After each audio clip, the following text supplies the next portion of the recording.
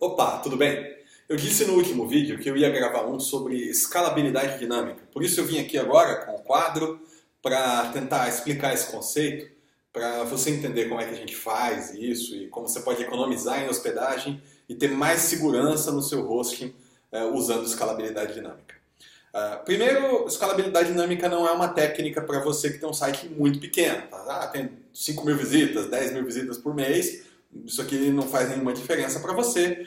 Tenho 100.000 visitas por mês? Talvez. Depende de quão pesado é seu site para o servidor, do que essas visitas fazem no site. 100.000 visitas por mês e uma boa política de cache, provavelmente você não vai ter vantagem em escalabilidade dinâmica. Agora, se tem 100.000 visitas por mês e essas visitas se cadastram e publicam conteúdo, talvez isso aqui passe a fazer um bocado de sentido. Tenho 1 milhão de visitas, tenho 2 milhões de visitas, tenho 5 milhões de visitas. Bom, aí a gente já pode conversar, esse assunto já te interessa bastante. Tá?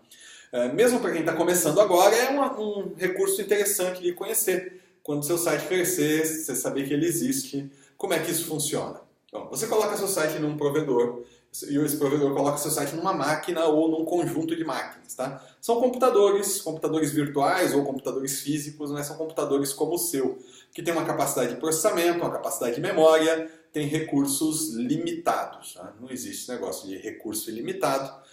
Recursos são sempre limitados e você tem visitantes acessando o seu site. O número que de fato importa é sempre a quantidade de visitantes simultâneos. Tá? Então, se você tem um site que tem 10.000 visitas por mês, mas você faz um evento e essas 10.000 visitas entram ao mesmo tempo na hora do evento, você vai precisar de escalabilidade dinâmica e aí você vai ter resultados excelentes se usar. Tá? Então, você tem sempre que pensar na quantidade de visitantes simultâneos. Cada visitante acessando o seu site consome a quantidade de recursos de memória e de processamento. 10 ao mesmo tempo podem consumir 10 vezes essa memória e processamento.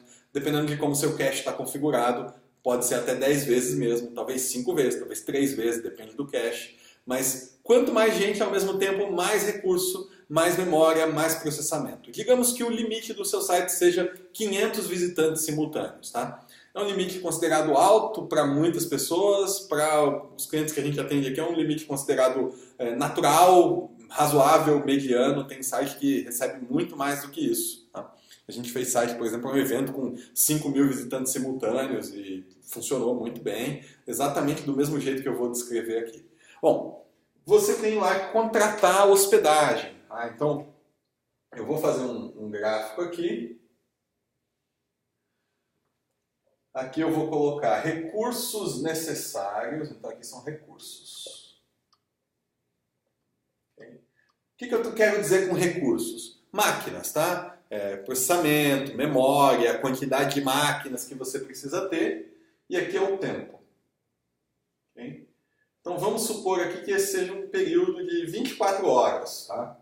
Mas você pode fazer o mesmo desenho com um mês. Então você tem uma quantidade de visitantes entrando no seu site, e esses visitantes eles não estão lá, por exemplo, à meia-noite. Okay? A 0 horas. Assim. Okay? E você vai até as 23h59 do dia seguinte. E você tem um pico de acesso no seu site, digamos, às 2 da tarde. Você pode ter um gráfico mais ou menos assim, que é o gráfico da quantidade de recursos necessários. Tá? Então, às 2 da tarde tem um bocado de gente acessando, eles acessam a tarde toda, no começo da noite. Quando chega meia-noite, você precisa ter só o mínimo necessário para ter o site no ar se alguém entrar. Okay? Bom, o que acontece é o seguinte, quando você contrata uma hospedagem convencional, você precisa dimensionar a sua hospedagem pelo pico. Okay? Então, você precisa dimensionar a sua hospedagem por aqui. Você vai consumir recursos o tempo todo. Tá? Você não tem como comprar um computador, por exemplo, e esse computador você vai pagar só pelo tempo de uso. Você comprou o computador, então você vai gastar o preço do seu computador e à noite você desligou ele, mas você está pagando pelo computador, não tem jeito. Acontece a mesma coisa com a hospedagem. Tá? Você contratou um mega servidor e esse mega servidor está lá ligado para você às 2 da tarde e às 2 da manhã, que é a hora que não tem ninguém acessando o seu site. Okay? Problema comum que o pessoal tem. Servidor custa caro, então você tenta dimensionar para baixo. Então é direto, acontece que o sujeito, ao invés de contratar um provedor que dê recursos aqui, ele vai contratar um servidor um pouco menor. Fala, não, olha, a média de visita é mais ou menos isso aqui. E aí o que acontece? Na hora do pico o site cai. Na hora que você está tendo mais sucesso, que devia estar vendendo mais, ou obtendo mais clique, mais cadastro, mais lead, seja lá o que for, o site cai. E aí o cara liga para o desenvolvedor desesperado. Estava no ar até agora, o que aconteceu? Por que cai de repente? Cai de repente porque o servidor não deu conta de um determinado pico de acesso. Então a gente precisa dimensionar o site nessas condições por cima. Dimensionar ele para ter inclusive uma folga, porque senão você tem que ficar redimensionando todo dia. Se amanhã tiver mais visita, você quer que funcione mesmo assim. Hein? Então toda essa área do gráfico aqui, olha só, tudo isso aqui se chama desperdício. Você está pagando por máquina que você não está usando nesse período. Hein? Desperdício.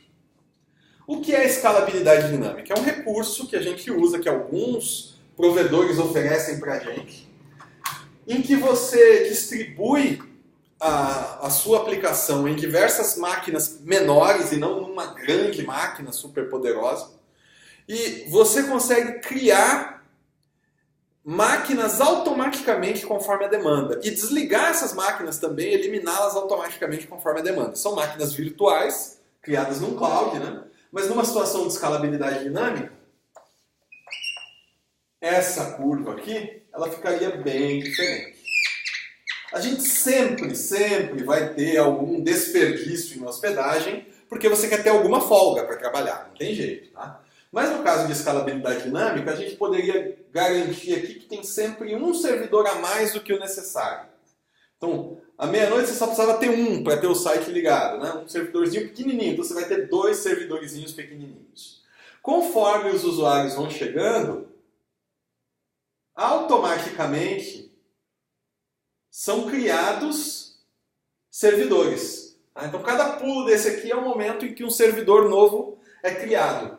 Conforme a folga aumenta, esses servidores são automaticamente destruídos. Então, com escalabilidade dinâmica, o uso de recursos se adequa à demanda. Tem desperdício? Tem desperdício, mas o desperdício é muito, infinitamente menor. Essa área aqui é muito menor do que a área que a gente tinha pintado originalmente. Então, você costuma ter, quando aplica a técnica de escalabilidade dinâmica, você costuma ter um custo muito menor de hospedagem para o seu host. Tá?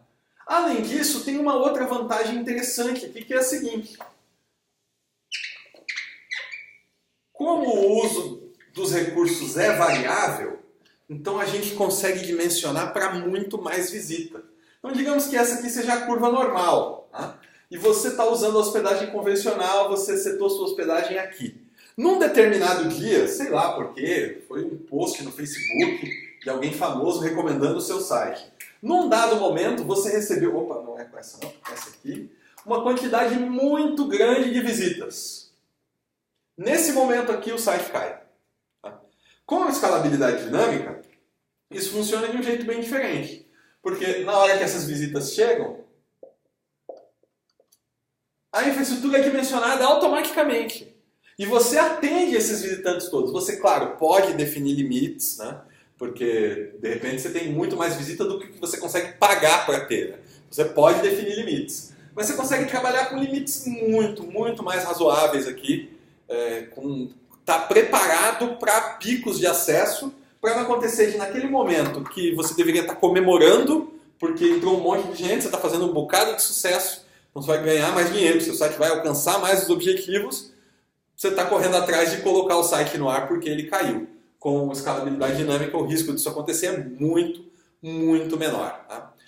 Naturalmente, aplicar essa técnica envolve mexer no site, envolve mexer no hosting, então ela não é para sites muito pequenos, porque isso não vai se pagar. Mas se você tem uma quantidade grande de visitas, é uma técnica que vale a pena estudar. Tá? Tem uma porção de provedores que oferecem esse recurso. A gente aqui na Vise usa a Amazon, tá? Usa os serviços da Amazon, vou pôr o nome aqui, AWS, Amazon Web Services. A gente hospeda lá porque a gente tem bastante segurança de hospedar com eles. Mas tem outros que a gente já usou no mercado também muito bons, que funcionam muito bem. A gente teve excelentes experiências com outros hostings aí que oferecem escalabilidade dinâmica, ok? Então tá aí recurso para você estudar, se vale a pena colocar no seu site, coloca no seu radar aí, dá uma pesquisada, eu recomendo.